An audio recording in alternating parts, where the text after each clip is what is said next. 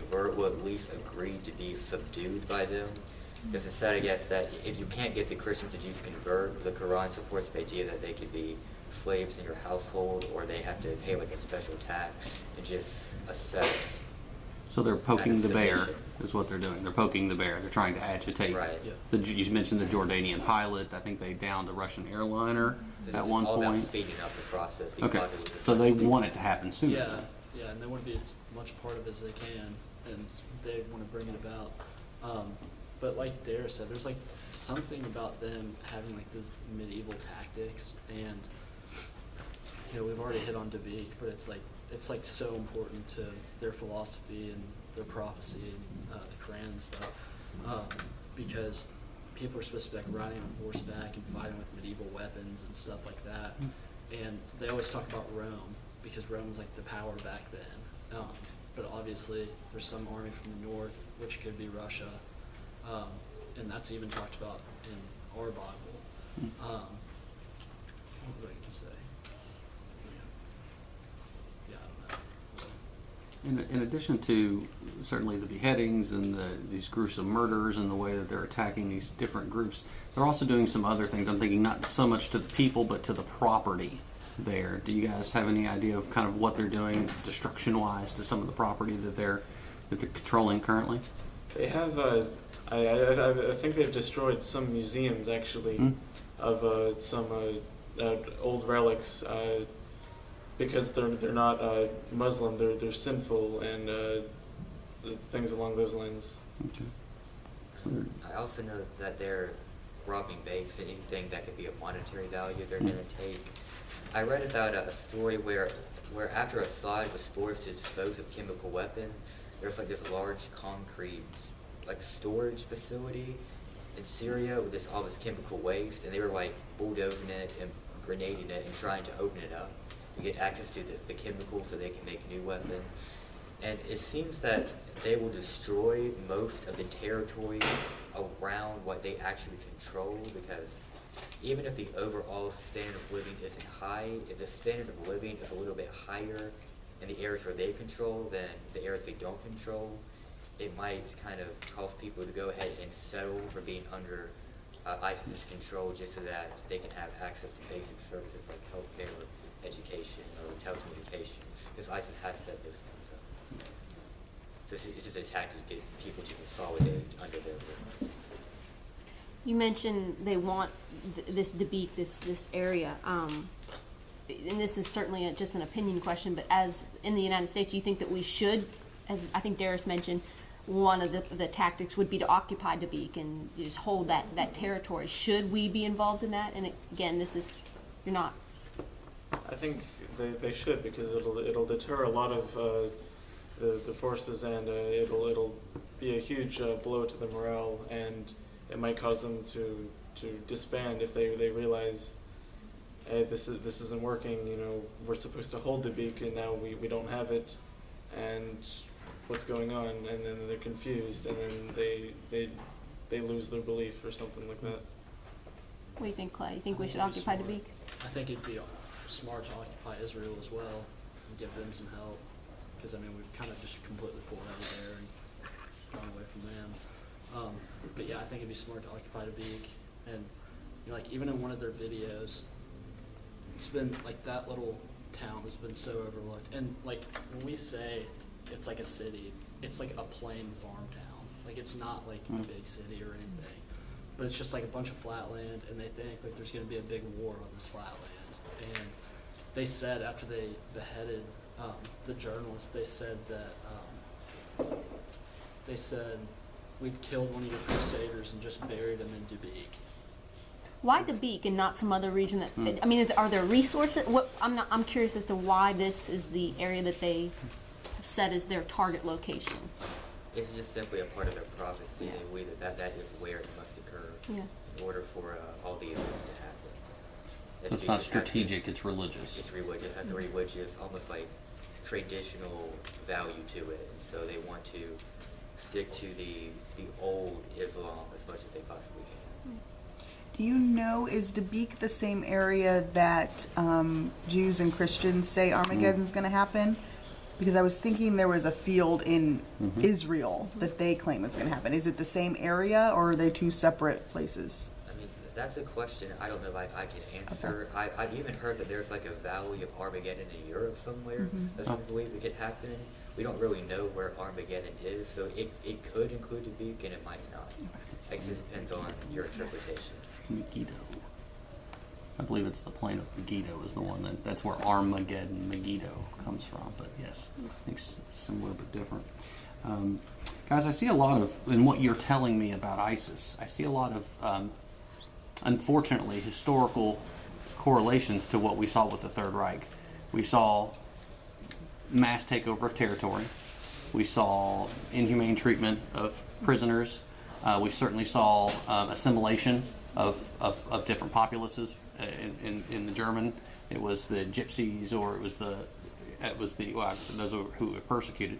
It was they were taking over the Italians or the Czechs, or these territories they took over and they forced them to fight with them.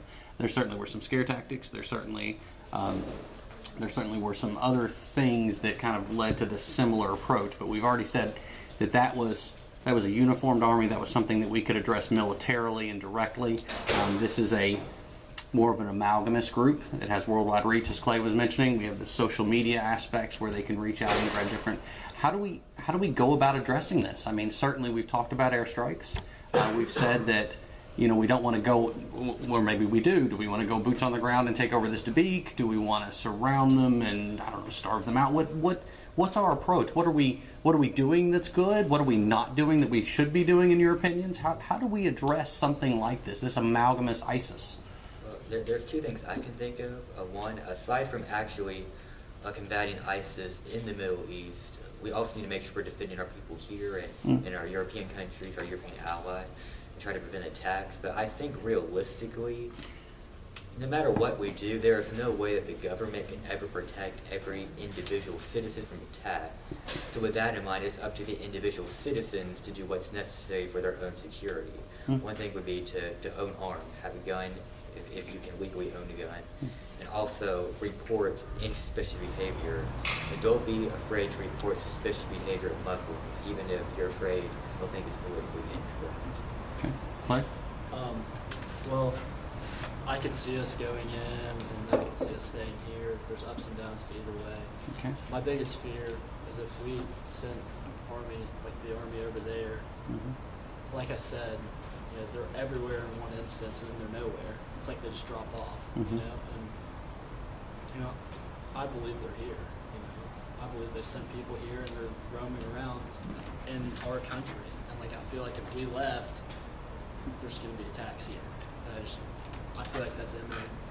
So how does President Ock address that? Does he identify those people somehow through social media? Does he screen certain areas? I mean, how do we get our hands around that? I think the most important thing to me would be protecting our people first. Okay. Obviously, but I also I want to protect Israel because those are God's chosen people. And the thing about ISIS that I've been reading, after those airstrikes, they lost a fifth of their land, their population and everything. And everybody says they're not as big as they think they are. They're talking it up, but also the thing is, who is ISIS and who's not? Because where could they be? They might have 40,000 soldiers right there, but they might have 3,000 people all around the world, and if each of those 3,000 did damage somewhere, it's pretty catastrophic. What about you, Jacob? What do you think? How do we get our hands around this problem? It's a big think problem. One of the bigger problems, and the same relating it to Nazi Germany, the Third Reich, was appeasement. They're appeasing them until they eventually grow bigger and bigger and bigger, and then they're out of control, and you can't do anything about it, and then there's a full world war going on. I think you got to do something before they grow too big, and then you have a full-scale war and global war in your hands. Lessons from history. The problem is that the world doesn't get along almost because over 60 countries have declared war on ISIS, and is ISIS still up and running? Of course they are. But it's nobody's done anything. But if all 60 countries, if 4 went in there and surrounded them and took care of it, it'd be over, and we'd be a lot better off without but nobody's done it. I think adding to what Clay said, whether it's maybe 60-something allies that have formally quit war on ISIS, a lot of them are not, I think, doing enough to solve the problem. The U.S. is trying to lead, and Europe's been helping.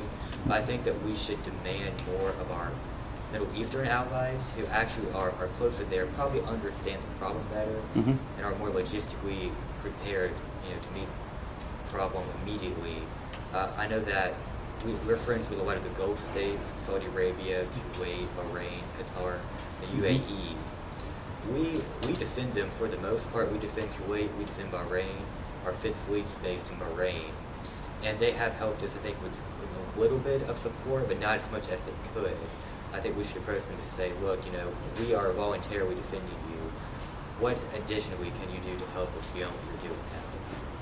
And some of the candidates, Sanders and Clinton included, they wanted to actually have Middle Eastern ground troops there, not U.S. ground troops. Just let us kind of help them with our air power and naval power. Where do they get their money from, aside from, I know you mentioned robbing the banks and oil was mentioned. Is there another source of income for these?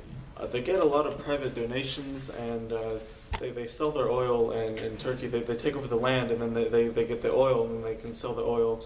And then, so they have that, and then they have private donations. They get a lot of money from ransoms. Actually, because they execute these prisoners and they release the videos, and so a lot of countries will see those, and they don't want that to happen, and then they'll pay the ransom just to get the people back. So those are one of the three main sources of income, and it's actually it's a whole lot. I think they have around $2 billion is estimated, and it's more than any other terrorist organization ever. So they have a lot of money, and they're completely self-funded, and actually they have control over the area, so everyone has to pay a tax to them, and it's like, yeah, so yes. Something worth noting, it may or may not happen, but with the Iran nuclear deal that we just made, one of the things we're doing is giving them $150 billion in sanctions relief. Now, Iran says that they're going to use that just to develop their infrastructure and try to catch their country and more with the rest of the world. But how do we know they're not going to ultimately use some of that money for terrorism? Because they are the largest state sponsor of terrorism in the world. They've been proven to donate to jihadist purposes. Plus, if they do ultimately develop nuclear weapons at some point in the future, I think it would be very easily passed to the hands of ISIS or some other group. So Iran's pulling the puppet strings for some of these groups. Yeah, no, is there a way to track the private donations? I'm not an IT person. Sorry, Seth. Is all good. there a way to track these private donations? Do we know where they're coming from? And I'm just curious Well, myself. a lot of them are from governments and in areas where there is no real way to track them because the system is poor and because of corruption that hides a lot of it. So I think it could be possible to track some of it, but most of it, there's no way. I know that there's some evidence that there's like some wealthy people in the Emirates and Qatar and Saudi Arabia who may be channeling money to them, but it's really hard to prove and really hard to track, like Jacob said. They're channeling money to them because they believe in their cause or some other reason? This is almost what I Okay, think. some of it's kind of like a I think ransom maybe? there are some moderate Muslims that they wouldn't join ISIS in killing people and bombing cities and doing these barbaric things, but they still look forward to the coming days, the apocalypse, just as much as people of ISIS do. And so, even though they may not agree with exactly how ISIS is doing it, they may not interfere with ISIS because they still might see them as a way to make it happen. So they'll just kind of let it go, let them do what they want to. So that's not everybody, but that's some of the people. Okay. So they may support them because they feel like the end result is what they want as well, regarding, kind of the Even end if- justifies the even if ISIS means. is not the most ideal means to Okay. get that reason. So they believe in it, or they don't necessarily believe in the same thing, but they want to get the same outcome, so they support them. Any other reasons why they may be giving them money?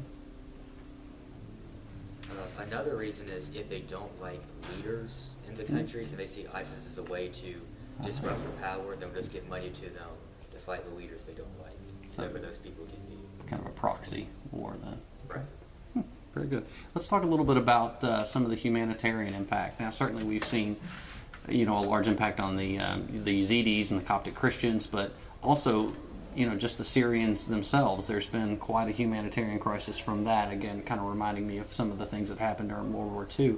Let's talk a little bit about some of the refugees, what's going on there, some of the political aspects of that. I mean, it's been in the news, seems like a lot, and certainly it's at that the presidential campaign is talking points. Talk to me a little bit about what's going on with that humanitarian crisis and the refugees, and maybe some of the solutions or proposed solutions you guys have been hearing to address that, both here and abroad.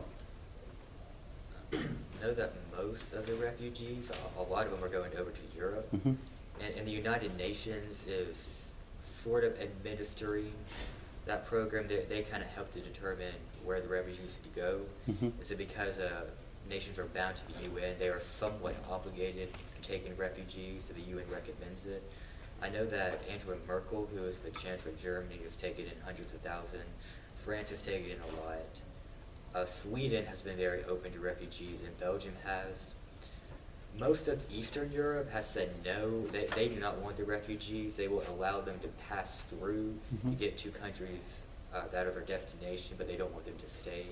And Greece has started turning people away because they're just... So you talked a little bit about the structure and who some of the players are. Can you guys, Jacob and Clay in particular, can you guys tell me some of the political ramifications, maybe some of the proposed solutions, maybe even from our political candidates on how to address some of these refugees? Well, obviously Trump just wants to close all the borders, not let anybody in or out. And I personally agree with that. I don't think any American should go anywhere right now. I don't think it's safe, and I think it would be wise for everyone to stay here, at least for a little while. So nobody leaves, nobody comes? Yeah, Okay. I wouldn't leave. I'd stay in the States. I'm not leaving. Okay. Jacob? Well, it's certainly a very controversial topic. Should we let the refugees in? Should we Mhm. send them away? What should we do with them? I don't keep up with many of the proposed solutions with what to do, but I know, like you said, Trump wants to not let them in, and people on Democrats typically want to let them in, or I'm not too sure. Okay. So why not? If they're people who certainly have a hardship, they're suffering, why shouldn't we just let them in? Why shouldn't we just let them come? Well, because ISIS or something like that could disguise as a refugee, and through that they could get into our country, and then they could cause some havoc. And I think that's what happened with the Paris bombings, actually. They came in as refugees, and that's how they were able to get into the country. Two of the Paris bombers had stolen passports, and they posed as refugees, like you said. And I also know that the U.S. has let in a little over 2,000 refugees, but there were at least 3 that were caught with the FBI who were suspected terrorists, so they were stopped and nothing happened. But all it takes is just for one lone wolf terrorist to be able to get in through a refugee program, and then they could potentially kill several people. Mhm. So that's enough for me to say, no, we should not let them in. Or if we're going to let them in, it's got to be in small number, and we've got to thoroughly screen them to make sure that. Don't you imagine, though, if ISIS has no borders and they've spread where they've spread, they've attacked all over the world, including in California, couldn't they already be here? And us, I don't know, are we giving into fear by not letting people in or by not traveling to other places? Isn't that kind of what they want? I believe they are here. I mean, I know they've got to be.